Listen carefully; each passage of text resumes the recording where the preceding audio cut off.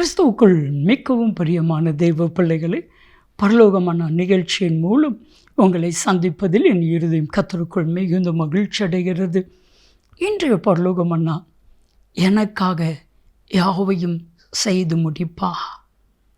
இந்த வார்த்தையை எப்பெல்லாம் நம்ம சொல்கிறோமோ, எப்பெல்லாம் அறிக்கை செய்கிறோமோ, அப்பெல்லாம் கர்த்தர் நமக்காக பெரிய காரியங்களை செய்வான். கர்த்தர் நமக்காக மேன்மையான காரியங்களை செய்வான். அது மாத்திரமல்ல, எல்லா காரியங்களையும் செய்து முடிப்பான். மனுஷன் சொல்லுவான், ஆனால் அவனால் செய்து முடிக்க முடியாது. நம்முடைய தேவன் அப்படி அல்ல.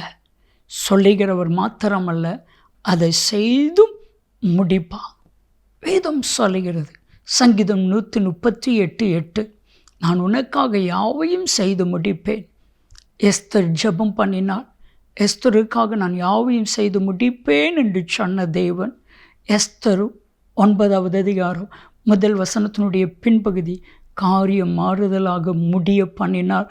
உங்களுக்கும் எல்லாவற்றையும் செய்து முடிப்பா. அன்பு தெய்வ பிள்ளைகளே, இன்றைக்கு உங்களுக்காக செய்கிறதற்கு யாராவது இருக்கிறார்களா அப்படின்னு யோசித்து பார்த்தா இல்லை. ஆனால் நம்மளுடைய தேவன் பாருங்கள், சங்கீதம் 60:11, சங்கீதம் 108:12, இக்கட்டிலே கர்த்தர் உதவி செய்வா, மனுஷனுடைய உதவி விருதா. அந்த ஒரு இக்கட்டான சூழ்நிலையில் நமக்குன்னு சொல்லி செய்கிறதுக்கு யாரும் இருக்க மாட்டாங்க, யாருமே இருக்க மாட்டாங்க. ஆனால் ஆண்டவர் இருப்பார். ஒரு சகோதரர் அவர் பேசிக்கொண்டிருக்கும் பொழுது அவர் சொன்ன வார்த்தை, இயேசுவை நான் முத எப்படி ஏற்றுக்கொண்டேன்னா, நான் மிகவும் பலவீனப்பட்டேன். அப்போ நான் ரொம்ப கஷ்டப்படுகிறேன். சாப்பாடுக்கு கூட வழி இல்லை. ஒரு மருத்துவமனையில் போய் சேர வேண்டிய ஒரு நிர்பந்தம். என்னுடைய கூட பிறந்த தம்பி நல்ல நிலைமையில் நல்ல வசதியாக இருக்கிறாங்க. நான் மருத்துவமனையில் உயிருக்கு போராடிட்டு இருந்தேன். மருத்துவம் பார்த்தாங்க. அங்கங்கே வந்து காசை எடுத்து கொடுத்து மருத்துவத்தை பார்த்தோம். கடைசியாக பில் செட்டில் பண்ண வேண்டிய நேரம் வந்துச்சு. அப்போ ஒரு 8,000 ரூபா எனக்கு தேவைப்பட்டுச்சு. என் தம்பிக்கு நான் ஃபோன் பண்ணி, பால்ராஜ் அண்ணனுக்கு இவ்வளோ பலவீனமாக இருக்கிறேன், ஹாஸ்பிட்டலுக்கு கொடுக்கணும், ஒரு 8,000 ரூபா மட்டும் வேணும் தம்பி, அண்ணன் தந்துடுவேன். என் தம்பி ஈவு இறக்கம் இல்லாமல் பணம் கேட்டு எனக்கு ஃபோன் பண்ணாத, என்னை தொந்தரவு பண்ணாத, இனி இந்த பணம் கேட்குற சோழிலாம் என்கிட்ட வைக்கக்கூடாது.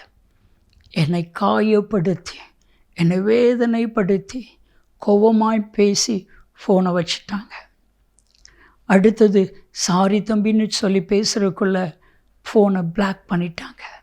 என் இருதயமே உடைந்தது. எங்களுடைய திருச்சபையிலிருந்து ஒரு சகோதரர் பார்க்க வந்துட்டு ஆண்டவர் சொன்னார், பிரதர் உங்களுக்கு ஒரு 20,000 ரூபா கொடுக்க சொல்லி சொன்னார். என் கண்களிலே கண்ணீர், அப்படி ஒரு கண்ணீர். அப்பொழுது தான் என் கூட பிறந்த சகோதரிடத்தில் 8,000 ரூபா கேட்டதுக்கு அவ்வளவு காயப்படுத்தினாங்க. ஆனால் நீங்கள் வந்து 20,000 ரூபா கொடுக்கீங்களே. அன்னைக்கு ஒரு காரியம் தீர்மானித்தேன், மனுஷன்ட போய் நிற்க மாட்டேன்னு சொல்லி. கர்த்தரை உயர்த்தினா, கர்த்தர் எனக்காக யாவையும் செய்து முடித்தா, என்னை ஆசீர்வதித்தான். என் சகோதரனை காட்டிலும், என்னுடைய தம்பியை காட்டிலும் பல 1000 மடங்கு கர்த்தரை உயர்த்தினா. இப்போ என் தம்பிக்கு நான் உதவி செய்கிறேன். என் அன்பு தெய்வ பிள்ளைகளே, உங்களுக்காக கர்த்தர் யாவையும் செய்து முடிப்பா. கலங்காதீங்க. ஜெபிக்கலாமா? அன்பின் தகப்பனே, உம்முடைய அன்பு பிள்ளைகள் ஒவ்வொருவரும் எனக்காக உதவி செய்வதற்கு ஒருவரும் இல்லை, எனக்காக பேசுவதற்கு ஒருவரும் இல்லை, எனக்காக காரியத்தை செய்கிறதற்கு ஒருவரும் இல்லை என்று புலம்புகிற இவர்களுக்கு கர்த்தர் சொல்கிறார், உனக்காக நான் யாவையும் செய்து முடிப்பேன் என்று சொல்லி அப்படியே செய்தருளும்.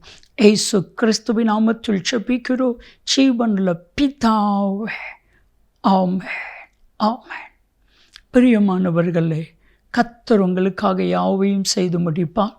நன்மையும் கிருபையும் ஆசீர்வாதங்களும் நிச்சயமாய் உங்களை தொடரும்.